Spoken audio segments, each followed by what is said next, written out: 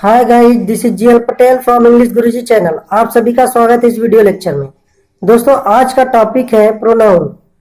तो इस टॉपिक में हम कवर करेंगे personal pronoun, possessive pronoun, reflexive pronoun, एम्फैटिक pronoun और डिमॉन्स्ट्रेटिव प्रोनाउन। तो आपका ज्यादा टाइम न लेते हुए चलिए शुरू करते हैं।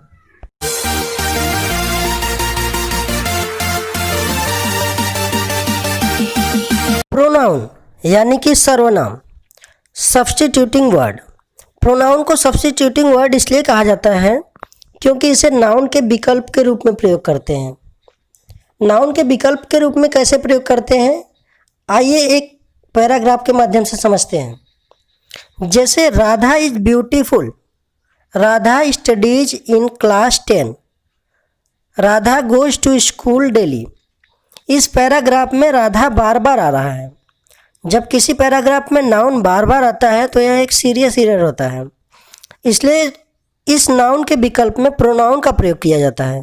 प्रोनाउन के प्रयोग से वाक्य छोटा हो जाता है और बोलने में भी ठीक लगता है। जैसे इस पैराग्राफ को इस तरीके से बनाया जाए, राधा इज ब्यूटीफुल। अब दूसरे में हम राधा के स्थान पर सी प्रयोग कर लेंगे। She studies in class 10, she goes to school daily. तो हमने देखा सी का प्रयोग करने से वाक्य छोटा भी हो गया और बोलने में भी ठीक लग रहा है।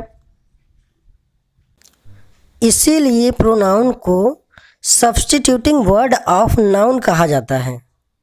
उम्मीद है आप ये समझ चुके होंगे कि प्रोनाउन का प्रयोग नाउन के विकल्प के रूप में करने की ज़रूरत क्यों पड़ी। तो आइए हम देखते हैं प्रोनाउन का definition. Pronoun is a word used in place of a noun. वह शब्द जो संज्ञा के स्थान पर प्रयुक्त होता है सर्वनाम कहलाता है। जैसे he, she, I, we, you, they, it, etcetera. अब हम देखेंगे काइंड्स ऑफ प्रोनाउन, सर्वनाम के भेद। तो सर्वनाम के 10 प्रकार होते हैं, जिसे हम एक एक करके पढ़ेंगे। पहले हम समझते हैं 10 प्रकार कौन कौन से हैं। पहला पर्सनल प्रोनाउन यानी कि पुरुषवाचक सर्वनाम। पजेसिव प्रोनाउन अधिकारवाचक सर्वनाम। रिफ्लेक्सिव प्रोनाउन निजवाचक सर्वनाम।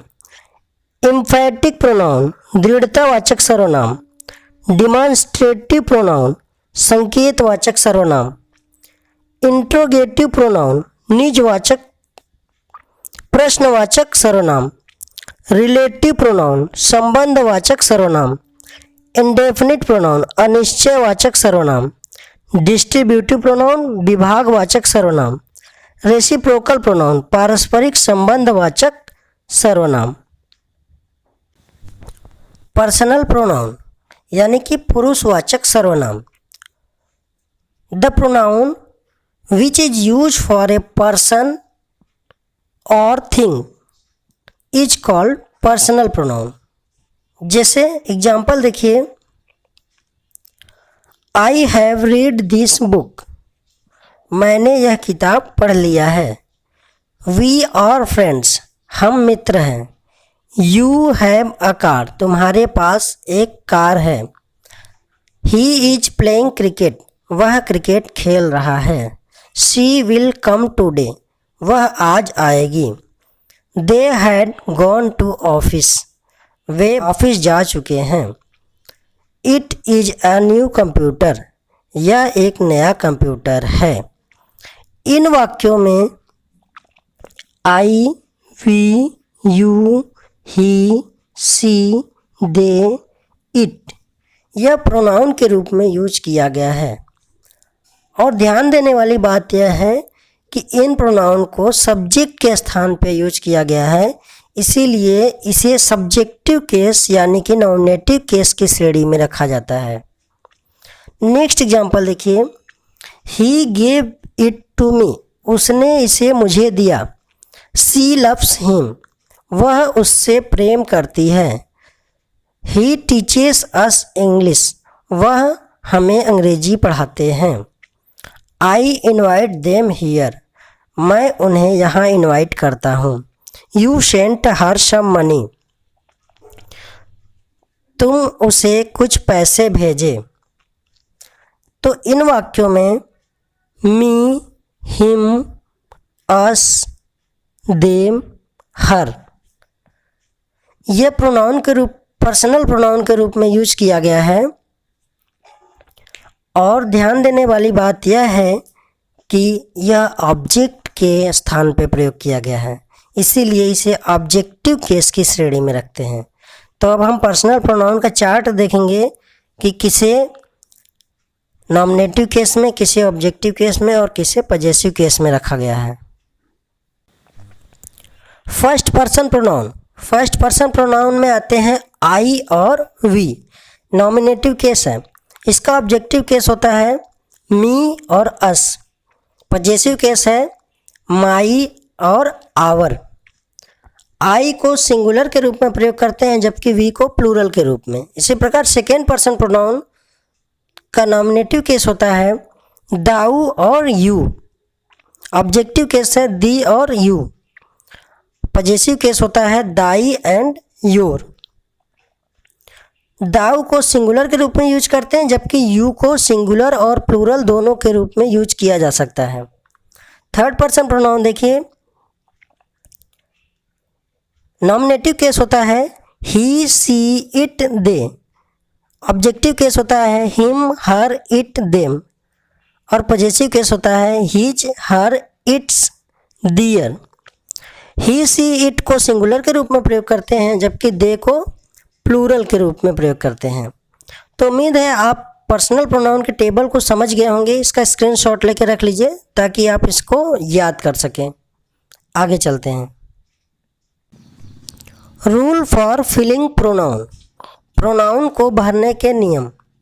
अपना के लिए जब वाक्य में अपना आ जाए तो आई के साथ माई का प्रयोग करते हैं, वी के साथ आवर, यू के साथ योर, ही के साथ हिम, सी के साथ हर, दे के साथ दियर, इट के साथ इट्स का प्रयोग किया जाता है। अब हम कुछ एग्जाम्पल से समझेंगे। जैसे I have done my work, मैंने अपना कार्य कर लिया है। We have learned our lesson, हम लोग अपना पाठ याद कर चुके हैं। You should keep your promise, तुम्हें अपनी प्रतिज्ञा रखनी चाहिए। He gave me his car, उसने मुझे अपनी कार दी। She has clean her rooms, वह अपना रूम साफ कर चुकी है। They have posted their letters, वे लोग अपना पत्र पोस्ट कर चुके हैं। The ऑन्ट is taking away it's egg, चींटी अपना अंडा ले जा रही है। इन वाक्यों में my, our, your, his, her, its अपना के रूप में प्रयोग किया गया है, जैसा कि मैंने आपको नियम में बताया था। पजेसिव प्रोनाउन यानी कि अधिकारवाचक सर्वनाम। पजेसिव केस दो प्रकार के होते हैं,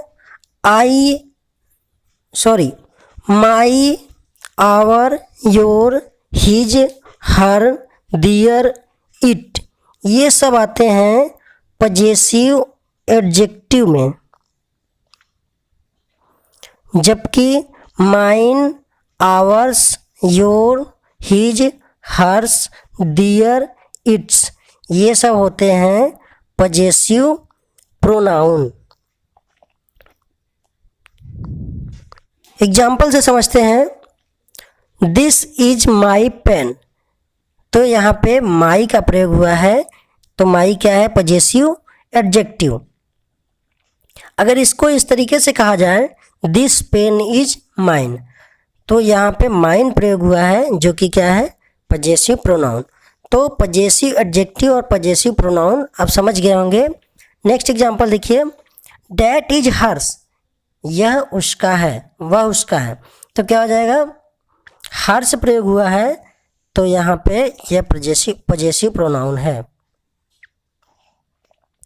दिस मनी इज आवर्स, यह धन हमारा है, यहाँ पे आवर्स का प्रयोग हुआ है जो कि एक पजेसिव प्रोनाउन है।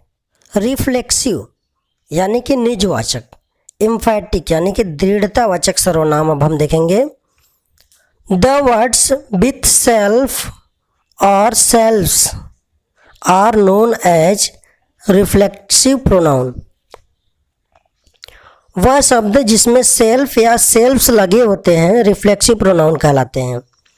जैसे myself, thyself, yourself, himself, herself, itself, इन्हें सिंगुलर के रूप में यूज करते हैं, जबकि ourselves, yourselves, themselves, इन्हें प्लूरल के रूप में यूज किया जाता है। हम एग्जाम्पल के माध्यम से समझेंगे। I will go there myself, मैं वहाँ स्वयं जाऊँगा। यहाँ पे जो माई सेल्फ प्रयोग हुआ है यह रिफ्लेक्सिव यानी कि निजवाचक प्रोनाउन कहलाता है। जबकि दूसरे वाले वाक्य में देखिए, I myself will go there, मैं खुद वहाँ जाऊँगा। तो यहाँ पे इस वाक्य में दृढ़ता प्रकट हुआ है, यानी कि वहाँ जाने पर जोर दिया जा रहा है, मैं खुद वहाँ जाऊँगा। इस वाक्य में जोर दिया जा रहा है, इसीलिए यहाँ माई सेल्फ एम्फैटिक प्रोनाउन होगा। नेक्स्ट एग्जाम्पल देखिए, ही टोल्ड मी हिमसेल्फ, उसने मुझे स्वयं बताया। तो यहाँ पे क्या हो जाएगा, हिमसेल्फ जो है वह रिफ्लेक्सिव प्रोनाउन है, जबकि ही हिमसेल्फ टोल्ड मी, यहाँ पे हिमसेल्फ पे जोर दिया गया, उसने खुद मुझे बताया, इसलिए इसे एम्फैटिक प्रोनाउन कहते हैं। She has done her work her self, वह अपना कार्य स्वयं कर चुकी है। यहाँ पे हर सेल्फ है रिफ्लेक्सिव प्रोनाउन, जबकि she her self has done her work, यहाँ इस वाक्य में जोर दिया जा रहा है, इसलिए हर सेल्फ एम्फैटिक प्रोनाउन है। उम्मीद है आप एम्फैटिक प्रोनाउन समझ चुके होंगे। तो आगे चलते हैं डिमॉन्स्ट्रेटिव प्रोनाउन। डिमॉन्स्ट्रेटिव प्रोनाउन यानी कि संकेतवाचक सर्वनाम। Pronoun that refers to a noun is called demonstrative pronoun. वह प्रोनाउन, वह शब्द जो किसी नाउन को संकेत करता है, संकेतवाचक सर्वनाम कहलाता है। संकेतवाचक सर्वनाम कौन कौन से होते हैं? This, that, these, those. तो नज़दीक के लिए हम दिस और दीज का प्रयोग करते हैं, दूर के लिए डेट और दोज का प्रयोग करते हैं। दिस और डेट को सिंगुलर के रूप में यूज किया जाता है, जबकि दीज और दोज को प्लूरल के रूप में यूज किया जाता है। ध्यान देने वाली बात यह है कि प्रोनाउंस के तुरंत बाद वर्ब का प्रयोग होता है, नाउन का नहीं। यदि नाउन का प्रयोग होगा तो क्या हो जाएगा, वह डिमॉन्स्ट्रेटिव एडजेक्टिव बन जाएगा। तो चलिए इस बात को हम एग्जाम्पल के माध्यम से समझते हैं। जैसे दिस इज नाइस, यह सुंदर है। तो यहाँ दिस के तुरंत बाद क्या आया है, इज, जो कि क्या है, हेल्पिंग वर्ब। तो वर्ब का प्रयोग हुआ है तो यह डिमॉन्स्ट्रेटिव प्रोनाउन है। जबकि इसी को ऐसे कहा जाए, दिस पेन इज नाइस, तो यहाँ पे दिस के बाद एक नाउन का प्रयोग हुआ है, तो इस वाक्य में दिस डिमॉन्स्ट्रेटिव एडजेक्टिव है, ना कि डिमॉन्स्ट्रेटिव प्रोनाउन। नेक्स्ट एग्जाम्पल है, this is his dog, his bag, यह उसका बैग है। तो यहाँ पे दिस के बाद इज आया हेल्पिंग वर्ब, इसलिए यह डिमॉन्स्ट्रेटिव प्रोनाउन है। डैट इज ब्यूटीफुल, वह सुंदर है। दीज आर फ्लावर्स, ये फूल हैं। दोज आर बर्ड्स, वे पक्षी हैं। तो यहाँ पे आप समझ गए होंगे, दीज और दोज का प्रयोग बहुवचन के रूप में किया जाता है। दीज और दिस का प्रयोग पास की वस्तु के लिए तथा डेट और दोज का प्रयोग दूर की वस्तु के लिए किया जाता है, और प्रोनाउंस के बाद वर्ब का प्रयोग होता है, नाउन का नहीं। दोस्तों, इस वीडियो लेक्चर में हमने personal pronoun, possessive pronoun, reflexive pronoun, एम्फैटिक pronoun, demonstrative pronoun के बारे में पढ़ा। इसके अगले वीडियो लेक्चर में हम पढ़ेंगे interrogative pronoun, relative pronoun, indefinite pronoun, distributive pronoun और रेसिप्रोकल प्रोनाउन।